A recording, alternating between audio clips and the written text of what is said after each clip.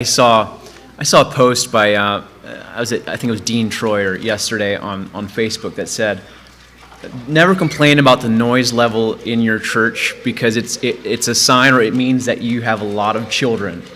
And it said something along the lines of, there's many churches in America today who are emptying out, who don't have any children, and the sound of silence is deafening. So I guess as you think about it today, if the noise gets a little loud and crazy in here, just thank God. It's a good sound. All right, that has nothing to do with my sermon at all. I just wanted to start with that. So about 2 weeks ago at work, we had one of those weeks that comes around like once or twice a year, where it's one of those weeks where everything that could go wrong sort of conspires together against you and decides, okay, on this day of this year, we're all going to come together and we're just going to make this person's life chaotic. So this time it was work truck problems, and it started off, we were driving down the interstate and our transmission started acting up. So no problem. We'll just take it to the shop, get it fixed. We had two other ones. I said we'll use a white one tomorrow. So the next day I was using the white truck, and that thing started acting up. And here it had exhaust issues, and the truck lost power. And so that one ended up in the shop. This, along with a handful of other work-related problems, sort of mounted up and just stressed us out. And in jest, I told Mom and Dad, I wonder if this is what Job felt like. I said, I'm afraid to go home and look out my backyard window for fear that my camel herd is going to be stolen or gone, or my 7,000 sheep have run off or something. In the grand scope of things, it actually wasn't that bad. But the fact is that our world is full of hardship and is full of suffering, full of trials. And that was just a small example of something that's happened in my life that sort of illustrates that. Financial strains, chronic illnesses, terminal illnesses, broken relationships, emotional trauma or relational issues, family issues, religious persecution and oppression. The list is endless. It's a reality of our world. And as humans, we're like, God created us to be very adaptable to change and to hardship. And when something unexpected comes into your life, some unexpected hardship or trial or suffering comes into your life, we want to adapt to that. We do everything we can to adapt to that and change to fit or to go along with it. We ask things like, well, what's next? What do we do now? What solutions can we find? Like, what are our options? If it's a medical thing, we ask, well, what doctors do we need to go to? And how do I pay the bill? How do I pay the bills? How can I pay the bills? What do I need to do to make the bills be paid? Or how do I fix this broken relationship? We try different things to adapt to this hardship, this suffering that comes into our lives. And we have almost this view of our lives as starting off. So if you think of a chart, a growth chart, we think almost of our lives as this like from left to right and up, as like my life is just gonna, like, there's bumps in the road, but it goes, we have some downs, but we keep going up. But what happens when you try all the things and you're out of solutions? Like, what happens when you've tried everything and it still isn't working? When you've tried every form of counseling and maybe coaching, but your marriage still isn't where you want it to be? What happens when you work as hard as you can, but you still can't somehow make your ends meet? Or maybe you've tried all the potions and all the medications and all the doctors, and there's still no solution. How do you handle trials and suffering when there isn't a solution? This is what we're going to explore in James today. How do you deal with suffering? How do you deal with suffering? It's a reality of our world, and it's a reality of your world. That we, in this group of people, there are some incredibly challenging and complex problems that there aren't always solutions for. So I guess what I want to look at today in the book of James, go ahead and turn to James chapter 5. For the home church here, we've been going through the book of James over the past year. And we're going to be looking at verses 7 through 11 of chapter 5. And this is sort of the beginning of his conclusion to this letter. He's sort of starting to wrap things up. And what he addresses today is just how do you deal with suffering? It's a reality of our world, and how do you deal with that? And then we're going to read the text, and then we're going to look at the life of Job as an illustration. All right, James chapter 5, verses 7 through 11. Be patient, therefore, brothers, until the coming of the Lord. See how the farmer waits for the precious fruit of the earth, being patient about it until it receives the early and the late rains. You also be patient. Establish your hearts, for the coming of the Lord is at hand. Do not grumble against one another, brothers, so that you may not be judged. Behold, the judge is standing at the door. As an example of suffering and patience, brothers and sisters, take the prophets who spoke in the name of the Lord. Behold, we consider those blessed who remain steadfast. You have heard of the steadfastness of Job, and you have seen the purpose of the Lord, how the Lord is compassionate and merciful.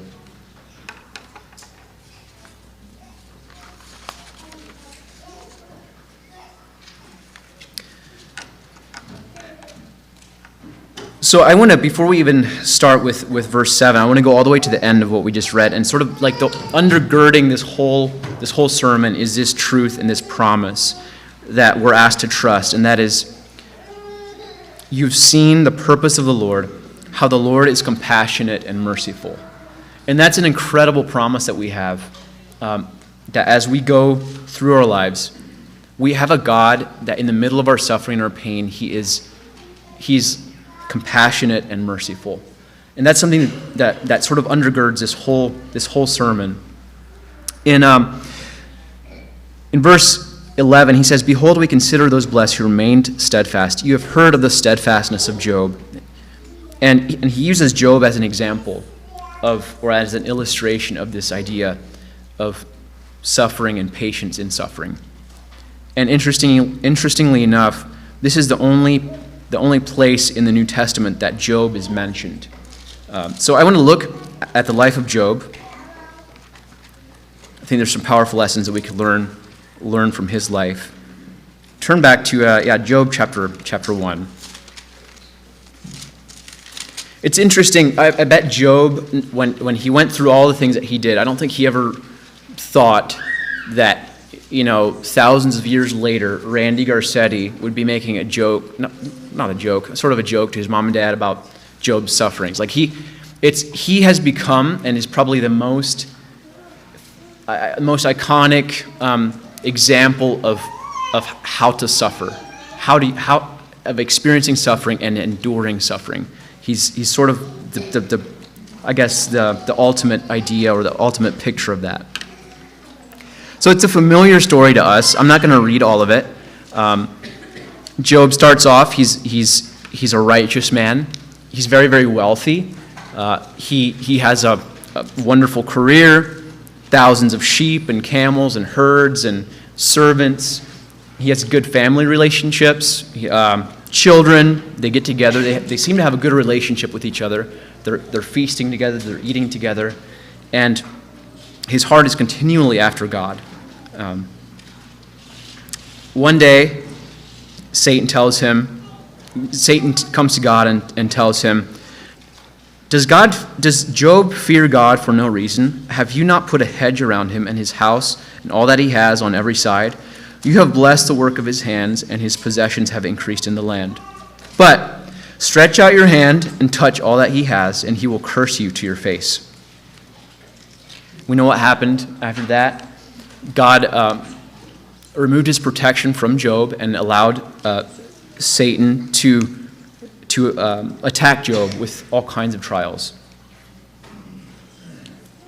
The first thing that he encounters is a raiding party, steals all of his oxen and donkeys, and kills the servants that were watching them. And at this point, I don't know if you remember, I was saying how that as humans, we're very, very adaptable, and we're always asking, like, how do we adapt to this? And I bet he was wondering at that time, is like, okay, so what now? Okay, I guess it's no problem. I'll just buy more. Maybe I'll sell some camels, or maybe I'll get rid of some of my other animals and make up for that loss. A little while later, fire fell down from heaven and burned up all his sheep and the servants that were watching them. And here again is just another blow, like comes into his life, another blow. And maybe then he was still thinking, well, I still have my camels at least. I still have my children. I still have my wife. Third thing that comes is a second raiding party comes and steals all of his camels. You just see him just like getting knocked over and over and over. Things keep coming into his life. The fourth thing that happens is a windstorm knocks down his son's house, and all of his children are together, and the house collapses on them, and they die. And looking at it from this perspective, it's almost, I don't want to say it's funny. It's not funny at all. It's a horrible tragedy, but it's like, it's almost, you can't make this up. Like it's like one thing after the other, bam, bam, bam, bam, bam, coming into his life until he has nothing left except the clothes on his back and his wife. And at this point, Job is totally out of solutions. Like he is sort of at the end of himself. There's nothing he can really do. He feels stuck. And verse 22 says, in all this, Job did not sin or charge God with wrong. In chapter 2 then, if all that wasn't enough, Satan strikes Job with boils from his head to his feet. And I don't know, I picture boils being something like think poison ivy from your head to your feet, but even worse. And I don't know if there's anything that could be just worse than that, having lost all your children, all your possessions, and now you're struck with this health problem. And at this point, he was probably thinking, well, the only thing I have is my wife. At least I have my wife. And you have to picture her. You have to imagine that she's also hurting in this too. She's gone through this too. She's lost her children. And she comes to Job and says, do you still hold fast your integrity? Curse God and die. And for someone to come to that place where essentially she was saying, our lives are not worth living anymore. In a sense, curse God and just end your life. Just end it all. It's not worth living anymore. Let's just take the final solution and just end all of it.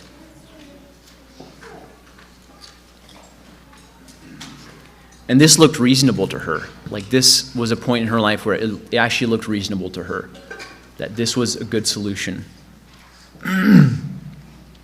Tremendous suffering. Where do you see yourself in this whole story? Like what do you relate to? Like what's the worst maybe suffering that you've endured in your own life? Maybe you're experiencing it right now. Maybe you're at the stage where maybe you see yourself in the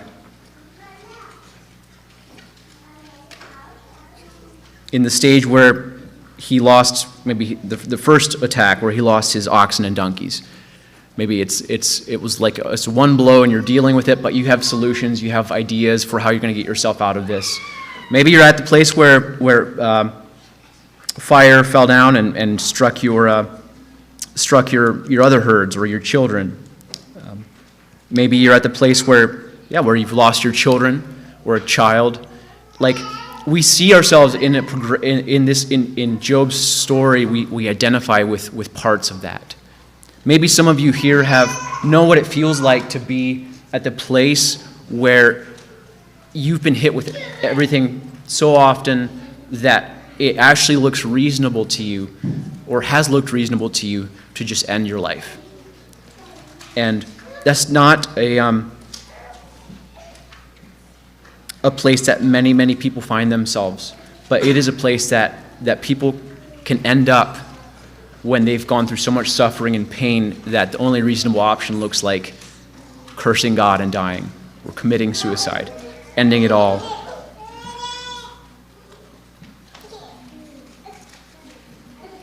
So how do you deal with suffering? How do you deal with life when you get hit with things like that? Let's go back to James chapter 5. And in this text, we can see, I would want to bring out three keys for dealing with suffering. 3 keys for dealing with suffering. And the first thing that James tells us is this, in verse 7, be patient, therefore, brothers.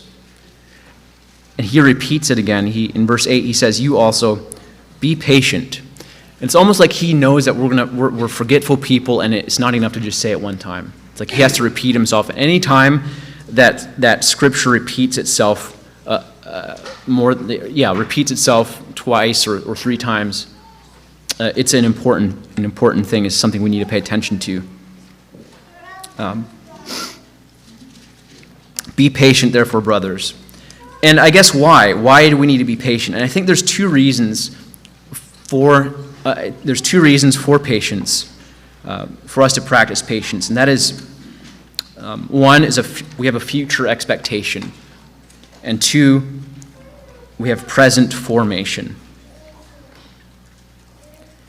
He says, be patient until the coming of the Lord. And in verse 8, for the coming of the Lord is at hand. What he's saying is that Jesus is going to return again.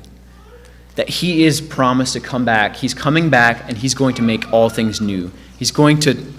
Jesus is coming again, and he will end all suffering. He will end all hardship.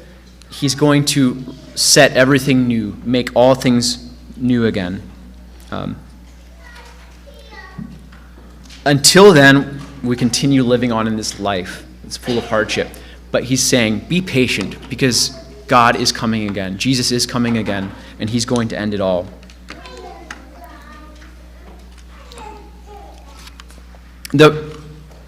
I asked my wife for permission to share this story.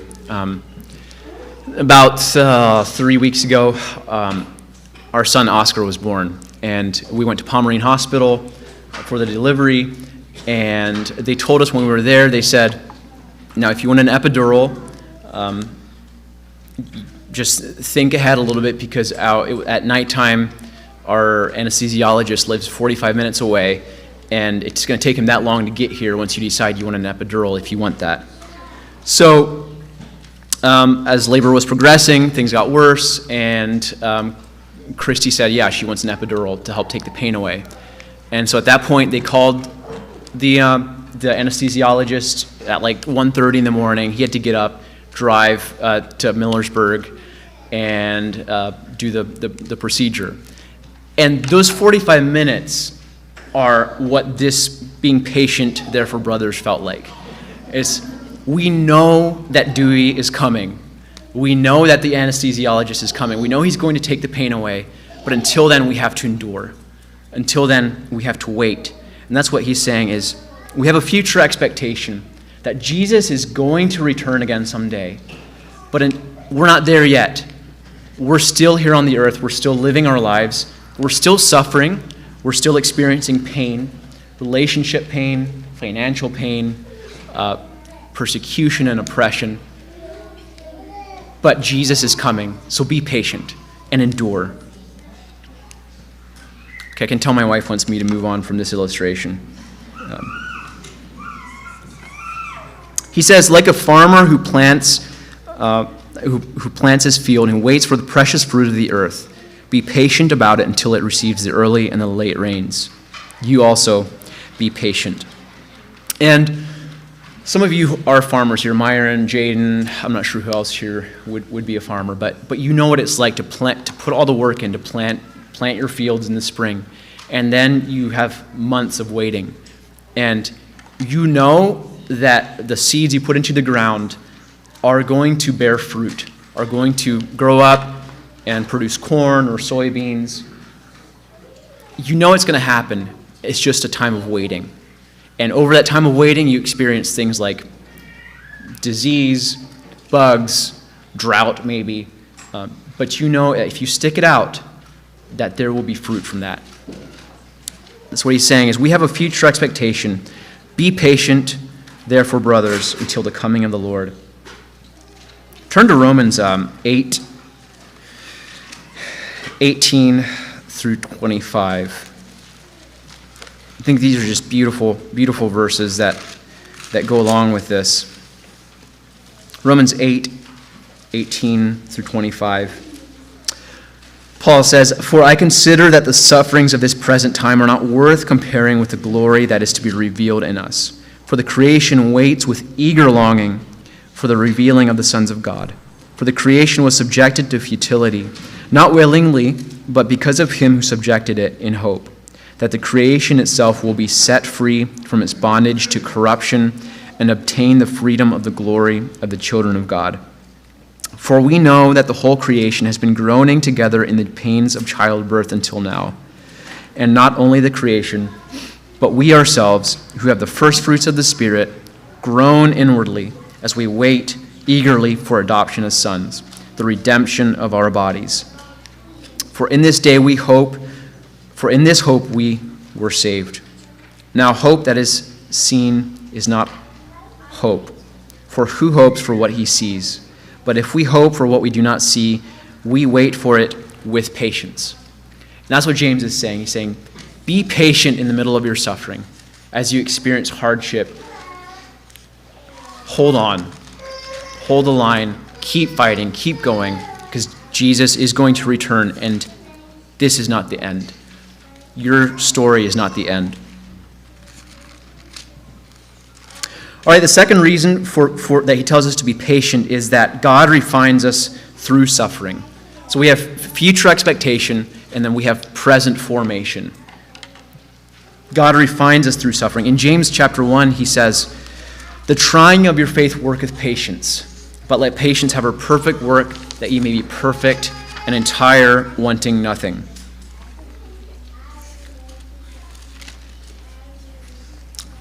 Malcolm Muggeridge, in a work called Homemade, said in 1990, "Contrary to what might be expected, I look back on experiences that at the time seemed especially desolating and painful with particular satisfaction. Indeed, I can say with complete truthfulness that everything I have learned in my 75 years in this world, everything that has truly enhanced and enlightened my experience, has been through affliction and not through happiness." None of us like to suffer. No one enjoys suffering. No one enjoys pain. We want quick growth, and we want instant results. We just want to do maybe like a short course of something and see quick and easy change in our lives and growth. But the reality is that God uses suffering to refine us. And he uses suffering to bring about spiritual maturity, to strengthen us, to build us up, to build character.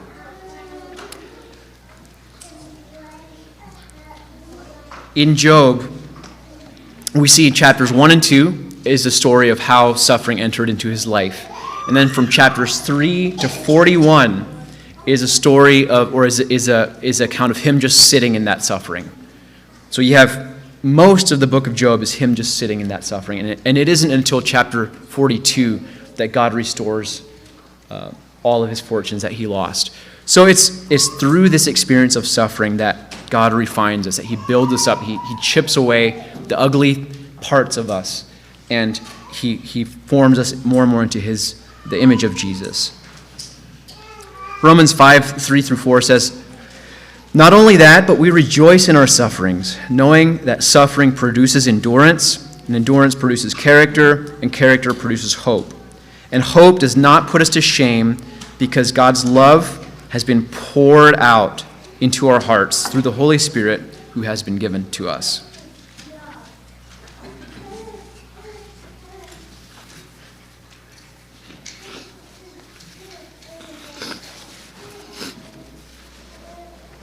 So if you're here this morning and maybe you're in the middle of facing hardship or suffering, know that your suffering is not futile.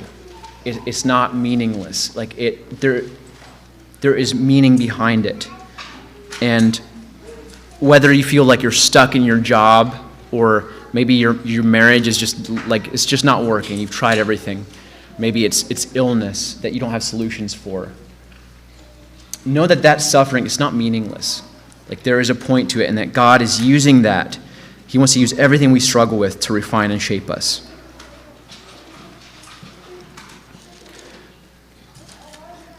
Okay, moving on to the second key that he gives us for enduring suffering is establish your heart. Establish your heart. The word establish here means to fix or to make fast, to set. And I think the picture that I get for that is in World War II, or actually most wars probably, I don't know. The soldiers used to carry little trenching tools, maybe a little mini shovel or something. And when they would experience enemy fire or artillery fire, they were being fired upon, they would use their little trenching tool to dig a little foxhole or dig a little trench to where they could hide themselves under or in to protect themselves from the oncoming enemy fire. And they would dig into the ground and hide in that and establish themselves in the dirt, in the ground, to protect them. When the enemy is firing on you, God wants you to establish yourself in him, just like that soldier digs into what's firm, what's solid, what's there. He wants us to firmly establish ourselves in him. In Job, we saw how he responded when he first heard of all these things that came into his life. It says that Job fell on the ground and worshipped God. He established himself in that. He knew where his foundation was. And that is how he was able to handle the suffering of his time. He established himself in God. And that's what James says. Establish your hearts, for the coming of the Lord is at hand.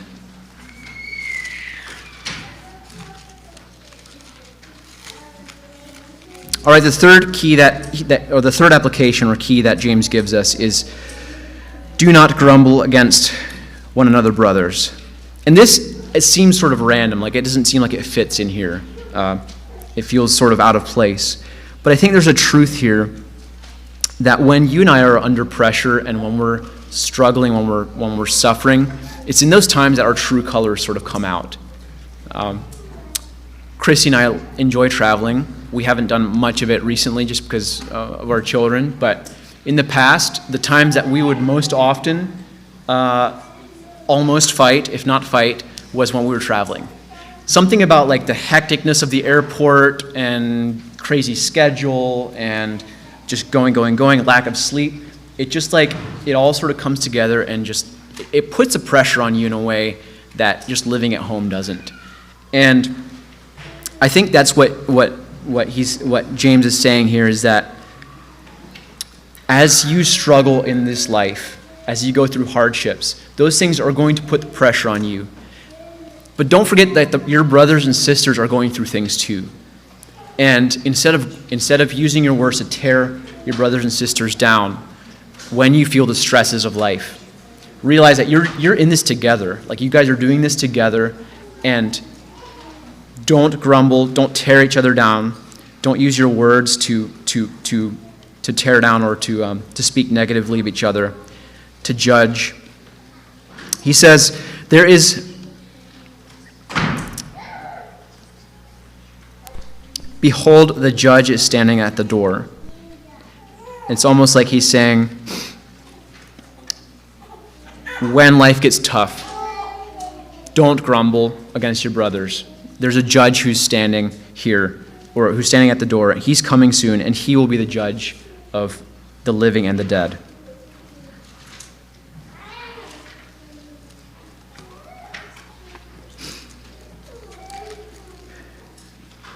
So to bring it to a conclusion here, if you know what suffering is like, whether it's something you're facing right now or it's something you've gone through in the past, maybe if it's right now, don't give up hope. James says, be patient. Be patient because you know that Jesus is going to return again, and this is not the end. He's going to make all things new. He's going to set everything right. Broken relationships, illnesses, financial hardship, all those things will end when he returns. So hold on. Be patient. And in the meantime, while we're here on earth, don't give in to despair. Know that your suffering there's meaning behind it if you allow God to shape and refine you and to form you into his image.